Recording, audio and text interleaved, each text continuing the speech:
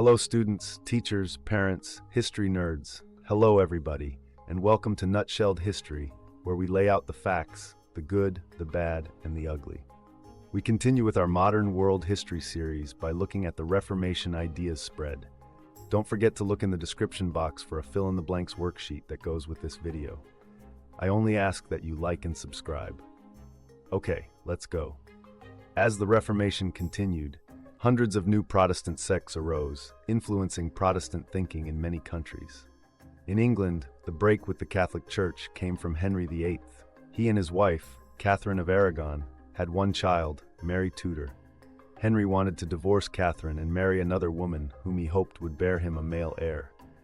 However, the Pope refused to annul Henry's marriage. Part of the reason for this was that one of the Pope's strongest allies in the fight against the spread of Protestantism was the new Holy Roman Emperor, Charles V, who just happened to be Catherine's nephew. Furious, Henry had Parliament pass laws to take the English Church from the Pope's control. Henry appointed Thomas Cranmer Archbishop of the New English Church. Cranmer annulled the king's marriage. In 1534, Parliament passed the Act of Supremacy, making Henry the head of the newly established Church of England. Many English Catholics, including Sir Thomas More, refused to accept the Act of Supremacy and were executed. The Catholic Church later canonized More for his stand against Henry. When Henry died in 1547, his son Edward VI inherited the throne. Under Edward, Parliament passed laws bringing more Protestant reforms to England. When Edward died, his half-sister Mary Tudor, a Catholic, became queen. She wanted to return England to the Catholic faith. Hundreds of English Protestants were burned at the stake on orders from Bloody Mary. On Mary's death in 1558, the throne passed to her half-sister, Elizabeth. She made reforms that became known as the Elizabethan Settlement, a compromise between Protestant and Catholic practices. Elizabeth restored unity to England. She kept many Catholic traditions but made England a Protestant nation. As the Protestant Reformation swept Northern Europe, the Catholic Church began a Counter-Reformation. The Pope's Council of Trent reaffirmed Catholic beliefs that Protestants had challenged.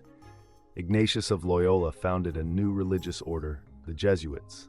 They followed a rigorous program of strict discipline, thorough religious training, and absolute obedience to the Church. Teresa of Avila established her own order of nuns dedicated to prayer and meditation. Both Catholics and Protestants fostered intolerance and persecuted radical sects. Innocent people were executed for witchcraft. In Venice, Jews were pressured to convert and forced to live in a separate part of the city called the ghetto.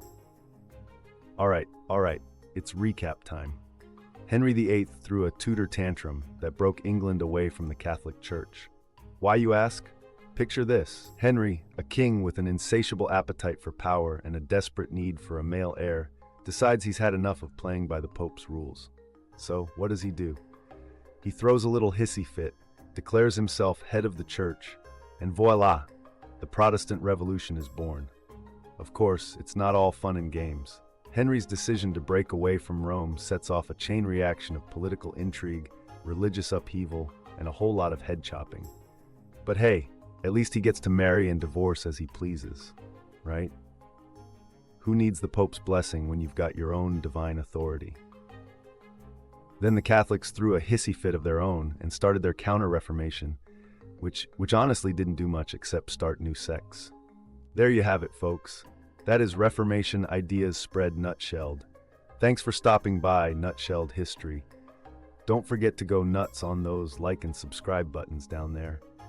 Tell us if the Pope should have annulled Henry's marriage in the comments down below.